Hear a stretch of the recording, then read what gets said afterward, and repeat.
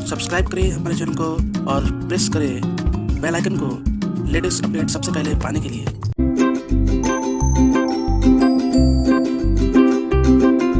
Hello बच्चों, आप सभी का स्वागत है हमारे चैनल सफल होम ट्यूशन में। ये जो है ये लेक्चर नंबर 3 है। ये लेक्चर नंबर 3 है। इसके पहले 2 लेक्चर ऑलरेडी मैंने अपलोड कर दिया अपने चैनल पे। अगर आप पहली बार देख रहे हैं तो इसके पहले का लेक्चर आप ज़रूर देखें, तभी आपको जो है ये समझ में आएगी। तो क्लास 12 के लिए हम लोग कर रहे थे, फिजिक्स है, ठीक है, लेक्चर 3। तो देखिए, पिछले क्लास में हमने पढ़ा था कि कैसे आप एक न्यूट्रल बॉडी को चार्ज कर सकते हैं, ठीक है, वो मैंने बताया था, लेकिन उसको मैंने फिर थ्योरेटिकली उसको लिखा नहीं। तो ये आपको नोट्स के लिए मैंने यहाँ पर लिख दिया। जो प्रॉपर्टीज़ में हम पढ़ रहे थे उसी प्रॉपर्टीज़ का ये 4th नंबर है। इसमें मैंने लिखा है कि किसी भी बॉडी को अगर हम चार्ज करते हैं तो ये किस पे डिपेंड्स करता है, that only on the loss and gain of the electrons. So it is due to electrons can easily be added or removed from neutral body या और atoms. तो एक न्यूट्रल बॉडी को या न्यूट्रल एटम को हम चार्ज कैसे कर सकते हैं, उसका इलेक्ट्रॉन को अगर हम उसमें ऐड करते हैं या रिमूव करते हैं, तो ये दोनों ही कंडीशन में वो अलग अलग तरीके के चार्ज, 2 तरीके के चार्ज हमने पढ़ा था ना, पॉजिटिव और नेगेटिव। तो उसमें क्या है, अगर हम न्यूट्रल, मैं यहाँ फिर से एक बार लिख दे रहा हूँ, जैसे कि अगर मेरे पास एक न्यूट्रल बॉडी है, ये मान लो एक न्यूट्रल बॉडी है, उसमें से मैं फिर से यहाँ पर आपको बता रहा हूँ, ठीक है, उसमें मैं क्या कर दे रहा हूँ, यहाँ पर मैं एडिशन कर देता हूँ, एडिशन ऑफ इलेक्ट्रॉन। तो एडिशन ऑफ इलेक्ट्रॉन करने के बाद ये जो है, ये जो बॉडी है न्यूट्रल बॉडी, वो क्या हो जाएगा, नेगेटिवली चार्ज हो जाएगा।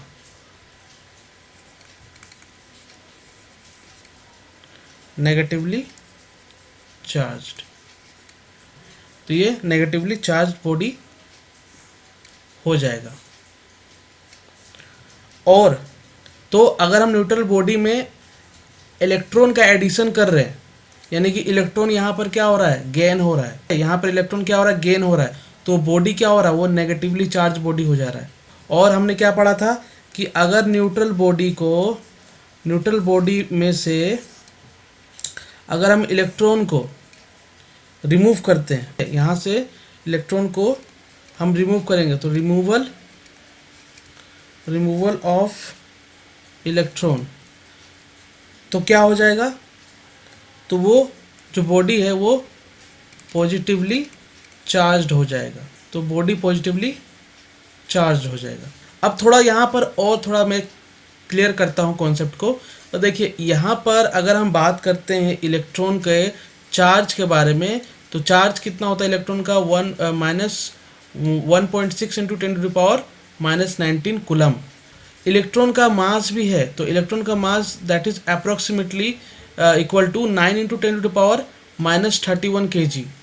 इसको ऐसे लिखेंगे, 9 इंटू 10⁻⁻31 kg। तो आप देख रहे इलेक्ट्रॉन का मास होता है। तो अगर मान लीजिए न्यूट्रल बॉडी में अगर हम इलेक्ट्रॉन का एडिशन करते हैं तो क्या होगा, और वो नेगेटिवली क्या हो जाता है, चार्ज होता है न्यूट्रल बॉडी, तो उसका मास इंक्रीज करेगा ना।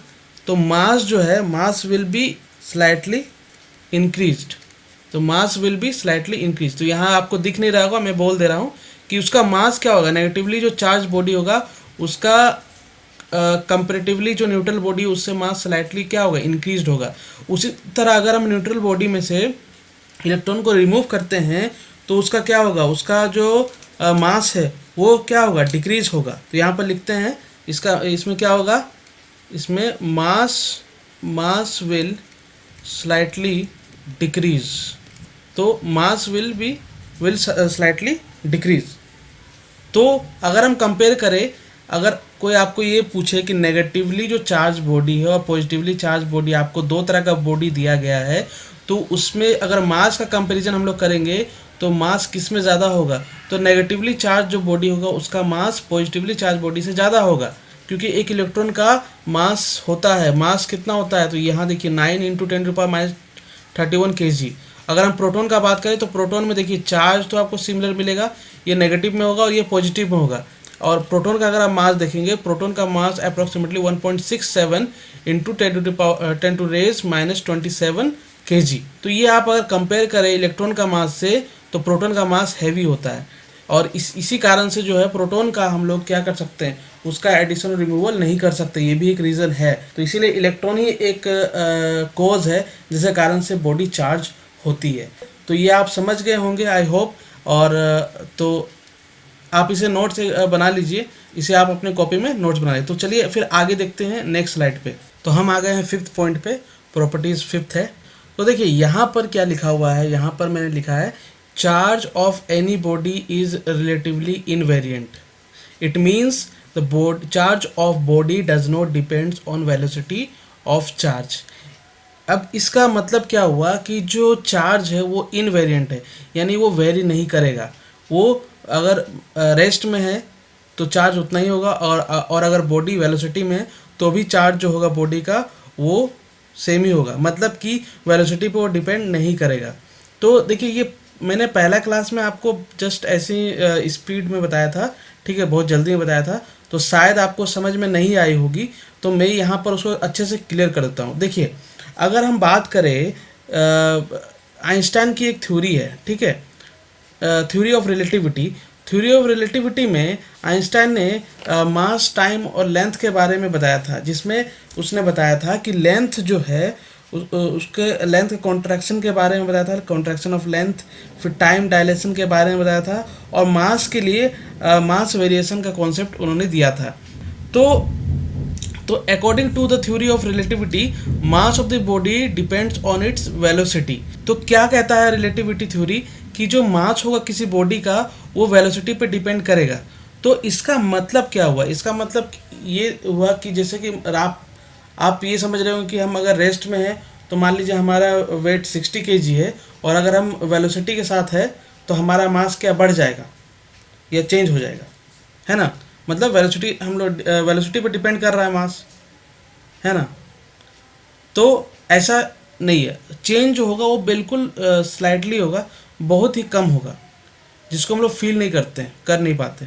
तो इसको समझने के लिए देखिए मैं एक इक्वेशन लिख रहा हूँ, आप इससे अवेयर होंगे। m equal to m nought under root 1 minus v square by c square. तो यहाँ मैं लिख देता हूँ, यहाँ जो m है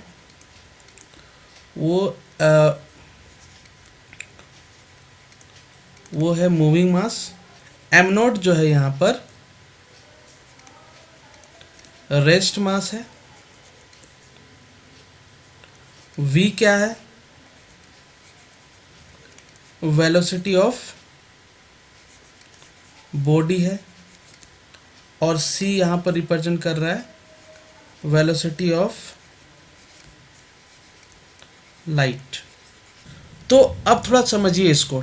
अगर हम यहाँ पर देखें, देखिए मूविंग जो मास है और रेस्ट मास है, ये इसका रिलेशन है, ये थ्योरी ऑफ रिलेटिविटी से लिया गया है। ये अगर हम मान लीजिए वेलोसिटी को इंक्रीज करते हैं यहाँ से, तो आप देखिए क्या होगा, मास भी इंक्रीज होगा। अगर हम ये वैल्यू को इंक्रीज करेंगे तो ये वैल्यू क्या हो जाएगा, ये वैल्यू कम हो जाएगा, ये वैल्यू कम हो जाएगा, तो ये मास क्या हो जाएगा, बढ़ जाएगा। तो हम कह सकते हैं मूविंग मास जो है वो इंक्रीज हो जाएगा as compare to rest mass से। तो यहाँ हम कह सकते हैं कि m क्या हो जाएगा, ग्रेटर हो जाएगा m नोट से। और अगर यही वेलोसिटी अगर जीरो हो जाए तब क्या हो जाएगा, तब हम कह सकते हैं m equal to m nought. अगर ये जीरो हो गया तो 1 माइनस जीरो, ये 1 ही रहेगा। तो यानी कि हम कह सकते हैं m और m नोट क्या है, दोनों इक्वल है। तो उस केस में मास जो होगा बॉडी का, मूविंग मास और रेस्ट मास दोनों बराबर होगा। तो वेलोसिटी में मास बिल्कुल चेंज नहीं, वेलोसिटी अगर नहीं है तो रेस्ट मास और मूविंग मास क्या होगा, दोनों का मास सेम होगा। लेकिन अगर वेलोसिटी इंक्रीज हो रहा है तो उसका मास भी इंक्रीज होगा। तो हमें ये फील नहीं होता क्योंकि ये जो चेंज होगा बिल्कुल कम होगा। आप देख सकते हैं यहाँ पर अगर मान लीजिए वेलोसिटी हम कुछ वैल्यू रखते हैं, तो आप अगर आप c से उसको डिवाइड करें तो कितना कम वैल्यू होगा, ये 0.0 समथिंग कुछ होगा, और उसको 1 से माइनस करेंगे तो बहुत ही स्लाइटली वो कम होगा। आप समझ रहे हैं इसको, आप बस थोड़ा सा आप अपने से कैलकुलेट कर सकते हैं कि वो वैल्यू कितना कम आएगा। आप कुछ भी वैल्यू यहाँ पर डालिए तो ये किस बॉडी में ये इफेक्ट करेगा। हम लोग यहाँ पर क्यों पढ़ रहे हैं कि हम लोग पहले पढ़े थे, हम लोग मैकेनिक्स में पढ़े थे कि मास जो होता है वो क्या है, वो कांस्टेंट है। लेकिन यहाँ हम लोग अब पढ़ रहे हैं कि मास जो है नहीं, कांस्टेंट नहीं है, वो वेरी करता है। लेकिन अगर हम बात करें चार्ज के बारे में तो इस पॉइंट पे मैं यही कहना चाहता हूँ कि चार्ज जो होता है वो इनवेरिएंट होता है। मतलब मास अगर बॉडी का चेंज हो रहा है लेकिन चार्ज जो है वो चेंज नहीं होगा। चार्ज जो है वो फिक्स रहेगा, इनवेरिएंट होगा, वेरी नहीं करेगा। चलिए अब हम लोग आगे नेक्स्ट स्लाइड में देखते हैं। तो नेक्स्ट हम लोग यहाँ देखते हैं जो 6 प्रॉपर्टीज़ है वो है कंजर्वेशन ऑफ चार्ज। तो कंजर्वेशन वर्ड से तो आप पहले से परिचित होंगे। कंजर्वेशन ऑफ हम लोग पहले पढ़ चुके हैं, conservation of mass, conservation of momentum, है ना, कंजर्वेशन ऑफ एनर्जी। तो वो चीज़ मैंने पढ़ा था। कंजर्वेशन में क्या पढ़ा था हम लोगों ने कि जो इनिशियल और फाइनल जो होगा मास का या एनर्जी का या मोमेंटम का, वो क्या होगा, वो इक्वल होगा, मतलब सेम रहेगा, देयर आर नो चेंज, हमेशा क्या होगा, वो कंजर्व्ड होगा। तो ये हम लोग पढ़े थे। तो चार्ज का भी यही प्रॉपर्टी है, चार्ज का भी यही नेचर है कि चार्ज भी क्या होता है पूरे प्रोसेस में, वो क्या होता है, कंजर्व्ड होता है। तो यहाँ पर लिख लीजिए इसको, charge on any electrically isolated body remains conserved. अब यहाँ पर ये वर्ड का मतलब क्या हुआ, इलेक्ट्रिकली आइसोलेटेड बॉडी।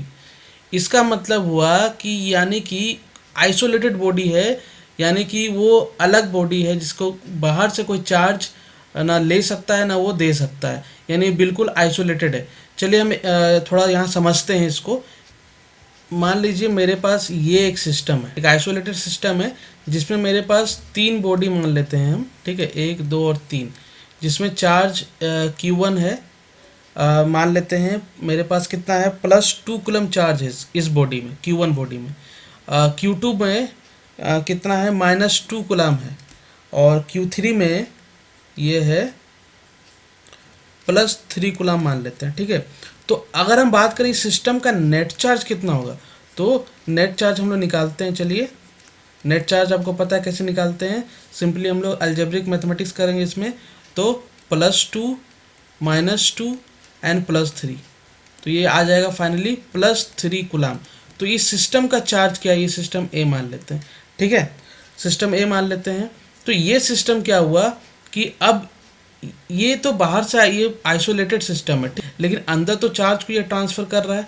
तो कुछ देर बाद आप मान लीजिए कि ये सिस्टम में बॉडी ने अपने चार्ज को क्या किया, ट्रांसफ़र कर दिया, तो और चेंज कर लिया।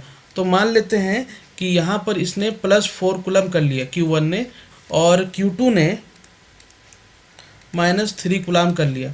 तो हम क्या कहेंगे कि Q3 का क्या होगा, फिर Q3 का यहाँ पर चार्ज कितना होगा। कंजर्वेशन ऑफ चार्ज से हम लोग इसको पता करेंगे।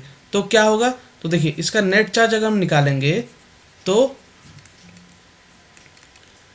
देखिए इसको हम निकालेंगे +4 -3 और यहाँ पर हम लिखते हैं Q3। तो नेट चार्ज हमारा क्या था, +3 था। यहाँ से देखिए ये +3 है ना, तो ये यहाँ +3 मैंने कर दिया। तो यहाँ से हम कैलकुलेट करेंगे Q3 को, तो ये हमारा आएगा +2 कूलम चार्ज। तो यानी कि यहाँ पर हमें क्या पता चला कि जो Q3 होगा वो उसका कितना वैल्यू आया, +2 कूलम चार्ज आया। यानी कि पूरे सिस्टम में अभी भी ये जो है सिस्टम में चार्ज कितना रहा, +3 कूलम अभी भी रहा। यानी कि इनिशियल में जो था फाइनल में भी उतना ही रहा। तो ये है कंजर्वेशन ऑफ चार्ज, यानी कि एक सिस्टम का जो चार्ज है वो कंजर्व होता है। अब इसको ऐसे समझिए कि पूरे यूनिवर्स में जितने भी चार्ज क्रिएट हो रहे हैं, अगर कहीं पॉजिटिव चार्ज क्रिएट हो रहा है तो उसी के अगेंस्ट कहीं नेगेटिव चार्ज भी क्रिएट हो ही रहा होगा। यानी दोनों को मिला के, जैसे मान लीजिए कहीं +2 चार्ज क्रिएट हो रहा है, +2 कूलम चार्ज, तो यानी कि कहीं पर -2 कूलम चार्ज भी क्या हो रहा है, ये क्रिएट हो रहा होगा। क्योंकि ये दोनों का एडिशन फिर हम लोग को क्या देगा, ये हमें टोटल नेट क्या देगा, 0 देगा। अब इसका मतलब आप ये मत समझिए कि इनिशियल और फाइनल हम लोग ऐड कर मतलब हमें 0 मिलता है, नहीं, नेट चार्ज 0 नहीं है। जैसे कि नेट चार्ज का यहाँ मतलब है, अगर किसी बॉडी का नेट चार्ज जैसे यहाँ पर है +3 कूलम है, तो उसका बाद में भी उसका जो होगा फाइनल भी क्या होगा, +3 ही होगा। तो कंजर्वेशन ऑफ चार्ज का मतलब ये हुआ। आई होप आप ये कंजर्वेशन ऑफ चार्ज आप समझ गए होंगे। अब चलिए हम लोग आगे बढ़ते हैं नेक्स्ट स्लाइड पे। तो चलिए नेक्स्ट हम लोग यहाँ थोड़ा डिस्कस कर लेते हैं कि जो चार्ज है उसका इफ़ेक्ट क्या होता है। यहाँ पर मैंने लिखा है effect produced by charge, effect produced by charge. तो चार्ज के द्वारा क्या इफ़ेक्ट प्रोड्यूस होगा उसको थोड़ा सा हम एक यहाँ पर टेबलेट फॉर्म में हम लोग थोड़ा सा इसको डिस्कस करेंगे, अच्छे से इसको समझेंगे कि चार्ज के कारण कौन सा इफ़ेक्ट यहाँ पर प्रोड्यूस होता है। तो देखिए पहले हम लोग जानते हैं, ऑलरेडी हम लोग जानते हैं कि जो लाइक चार्ज है ना, वो क्या करता है, वो रिपेल करता है।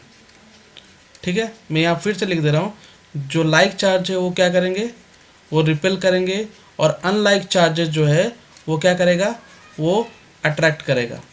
ठीक है, वो बॉडी अट्रैक्ट करेगा अगर चार्ज बॉडी है तो। अब यहाँ पर ये तो इसका इफेक्ट रहा, इसके कारण से जो है एक रिपल्सिव फोर्स और अट्रैक्टिव फोर्स होता है चार्ज के कारण से, ये तो हम जानते हैं। लेकिन इसके पीछे का मतलब अगर हम बात करें तो इसमें सबसे इम्पोर्टेंट जो टर्म आती है, फैक्टर जो होता है, वो होता है फील्ड का, क्योंकि हम लोग आगे पढ़ेंगे फील्ड के बारे में।